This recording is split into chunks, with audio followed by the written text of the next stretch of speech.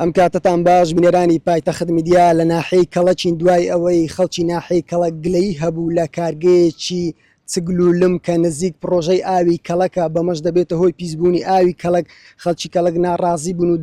هانایان بۆ پایتەخت میدیا هێناوە پایتەخت میدیا بە دوواداچوونی بۆ ئەم بابەتە کرد و لەسەر ئەمە لیژنەیەک پێک هێنرا لەلایەن حکوومەت یاریمی کوردستانەوە و بڕیار درا کە ئەوە نزیکە لە پرۆژەی ئاوی کەڵک و نابێت کار بکە لێرەوە لیژنەکە پێگەندراوە لیژنەکە کە قەیدار شێخانی یەکێک بوو لە لیژنەکان بە پایتەخت میدیا ڕایگەیاند کە ئێمە راپۆرتی خۆمان پێشکەش کردووە کە پێمان وایە ئەوە زۆر نزیکە لە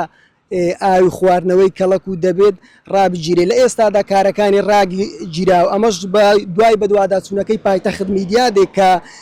خەڵکی ناڕازی بوون بەوەی کە سیمای ئێرەی تێکداوە هەم نزیکی پرۆژەی ئاوی کەڵەکە و لە ئێستادا کارکردن تێدا ڕاوەستاون ئەو لیژنەی پێگەندراوە نووسراوی خۆی ئاراستەی سەرروو خۆیان کردووە و لە نووسراوەکە ئاماژە بەوە کراوە کە ئەوە نزیکە لە پرۆژەی ئاوی کەڵک و دەبێتە هۆی پیسکردنی ئاو و ئاوی خواردنەوە بۆ چەندین شوێن دابین دەکرێت لە پرۆژەی ئاوی ناحیەی کەڵک.